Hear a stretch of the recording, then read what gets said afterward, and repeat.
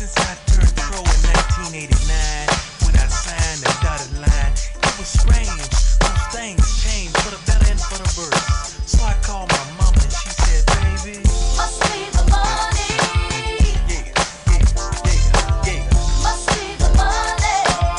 It's got to be, cause I got people wanna be my Must be friend, the people I money. never knew, people I never thought about associating Must with. be the I don't know money. what it is. Talk to me.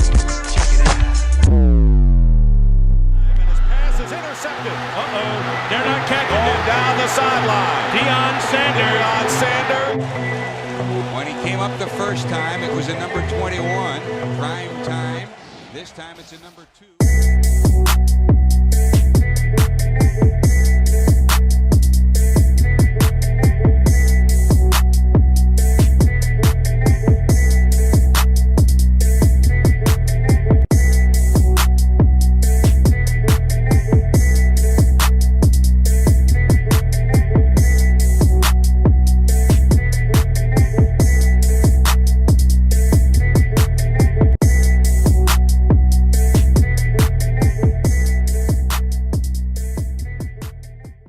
Welcome back to another episode of Drag To Amerikkka. I'm your host, Ty Worldwide. Today, I'll be discussing sports in HBCUs. Let's get straight to it. The potential is undeniable, but I wonder why historical black colleges are treated so differently when it comes to the athletics department. Some argue that it's not about race, it's just that HBCUs don't have the funding, or HBCUs don't have the charisma as popular universities. Unfortunately, race seems to play a part in so many aspects in society. After all, isn't race the reason why we have HBCUs in the first place? It hasn't even been 100 years since civil rights were established. Some whites believe that African Americans are concerned with race. Many people in the country seem to be fixated on race. Mr. Deion Sanders is a two-sport superstar who has established himself as one of the greatest in the NFL and MLB. Mr. Sanders grew up in an impoverished section of Fort Myers in Florida. His mother yearned for a better future for her children. Deion Sanders realized that if he could master two sports, he'd be able to take care of his family. Because of his trust and belief in God, he took the risk. During his college coaching career, Primetime took a risky move. This choice he made to coach at this college was rare, but much needed. He decided to coach football at a historical black college, Jackson State, which is truly remarkable.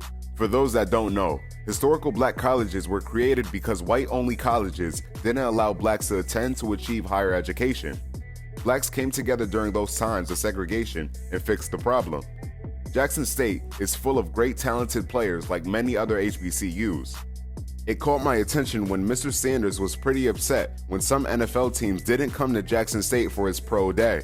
This is a day that scouts and recruits from professional NFL teams come look at potential players to join the NFL.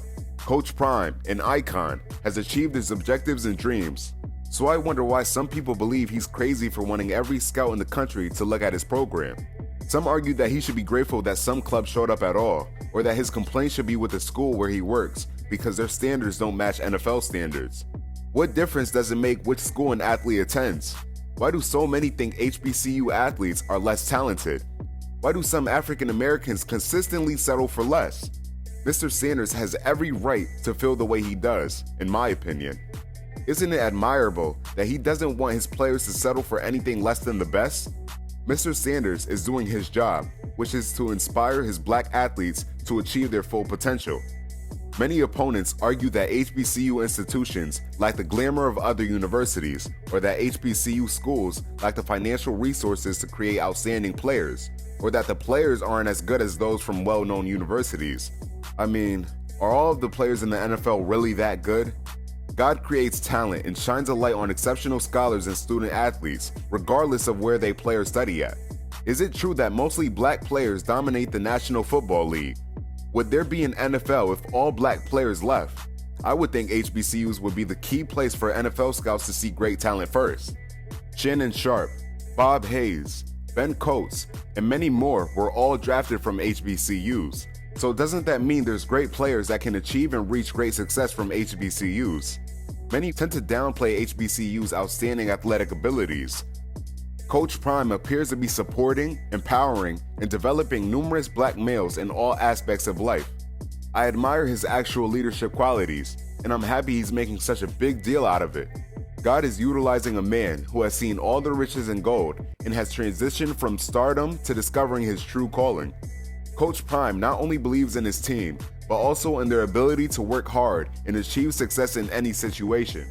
I'm glad I discovered how impactful Coach Prime's words are. I'm encouraged by his words of wisdom.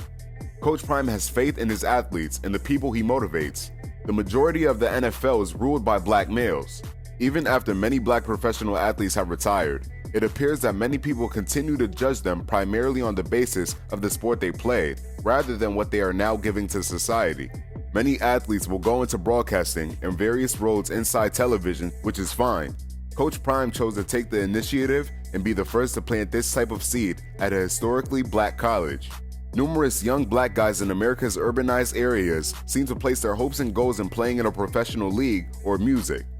Coach Prime could retire and go join a beach and enjoy his life, but instead, he is giving back in a different sort of way. His generosity will move mountains to transform the way HBCUs are regarded in every way. There are numerous remarkable black males who make a difference in their communities. James Moss, Harry Bell, Reuben Goodwin, and a host of others in my community making a difference in the lives of not only black adolescents, but all youth. Deion, like many other professional black sportsmen, grew up in public housing or in poor neighborhoods. Thank you, Mr. Sanders, and all the other selfless black guys who came from humble backgrounds for giving back. It's inspiring to see these bold men speak up for the youth and demonstrate to black youth that they can go from humiliation to empowerment. Thank you for everything, from the difficult projects to being one of the best to dominate two professional sports at the same time. Coach Prime is a guy of faith, grace, and dedication. Respect is due to many old school black guys who speak out about their trials and give support to young black men who want to be successful, purposeful, and driven. Coach Prime offers advice on how to deal with difficult situations and succeed. Thank you for educating your players on the importance of not just playing the game to make others wealthy, but you're also teaching them to educate and enrich their minds in order to build their own generational riches. You're providing them with real-world remedies for their post-game existence. Today, your godly perspective is just what is required for many of us to listen to on a daily basis. Your messages, in addition to being a great coach and father figure for many young black guys, are inspiring. Through my trials and tribulations, you inspire me. Coach Prime, thank you for motivating my mother and me. Tune in to another episode of Drag To Amerikkka. Make sure to wash your hands a million times and spray Lysol everywhere. I'm your host, Ty Worldwide. Take care. God bless. I want you to identify a person in your life that you love more than you.